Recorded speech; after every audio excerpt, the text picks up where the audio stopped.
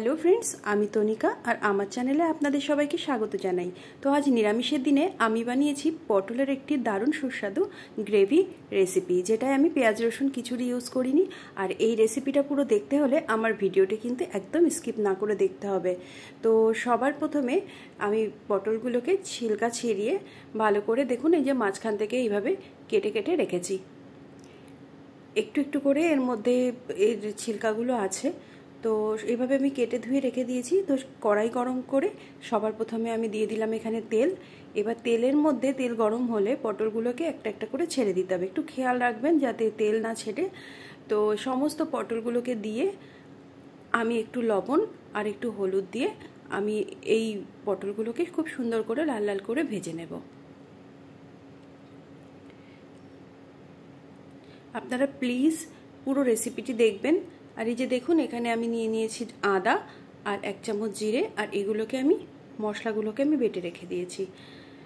এই যে এদিকে পটলগুলো বেশ লাল লাল করে ভাজা হয়ে গেছে, আমি তুলে নিচ্ছি। এই সেম তেলেই আমি এবার দিয়ে দিলাম গোটা গরম মশলা। এর মধ্যে দেখুন ছোট করে টুকরো টুকরো দারচিনি, এলাচ আর লবঙ্গ দেওয়া আছে। এবার আমি এর মধ্যে দিয়ে দিলাম সাদা জিরে। এবার যে আমি আদা জিরের পেস্টটা তৈরি করে রেখেছিলাম সেই পেস্টটা দিয়ে খুব ভালো করে এই যে কষিয়ে নেব। এর মধ্যে কিন্তু আরও অনেক কিছু মশলা আমি দেব, তো তার জন্য প্লিজ আপনারা পুরো ভিডিওটা দেখুন। একটুখানি এই মশলাটা একটু কষে গেলে এর মধ্যে আমি দিয়ে দিলাম টমেটো আর একটু সামান্য একটু লবণ। এবার টমেটো গলে যাওয়া পর্যন্ত আমি এই মশলাটাকে কষাতে থাকবো।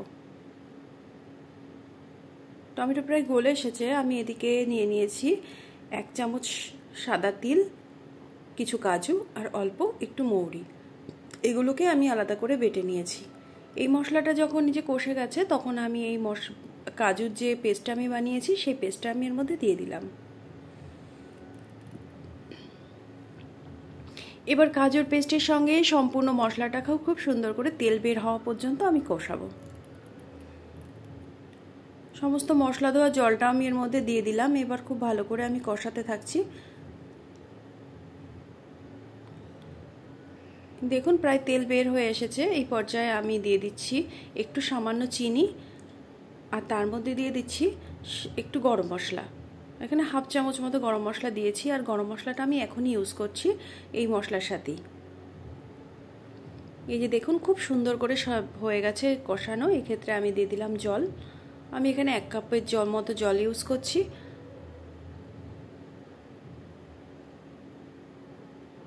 খুব ভালো করে এই জল যখন ফুটে উঠবে তখন এই পটলগুলো আমি এর মধ্যে দিয়ে দিলাম।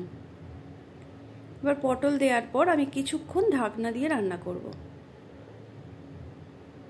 এই যে 5 মিনিট মতো পর ঢাকনা উঠিয়ে রেখেছি। এখানে চেরা কাঁচা লঙ্কা দিয়ে দিলাম, আর আমার রান্নাটা প্রায় শেষ হয়ে এসেছে। এই সময় আমি এর মধ্যে দিয়ে দিচ্ছি 1 চামচ মতো ঘি।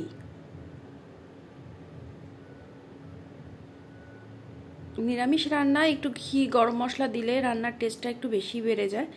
আর সামান্য যেহেতু গরম মশলা আমি আগে দিয়েছিলাম, তো এক্ষেত্রে আমি জাস্ট একটুখানি গরম মশলা ছিটিয়ে দিলাম। তো একটু নাড়িয়ে চাড়িয়ে নিলেই একদম তৈরি হয়ে গেছে আমার একদম পটলের গ্রেভি কারি। তো বন্ধুরা, আমার রেসিপিটা যদি ভালো লাগে প্লিজ আমার চ্যানেলটিকে একটু সাবস্ক্রাইব করে দেবেন। আজকের মতো বাই বাই।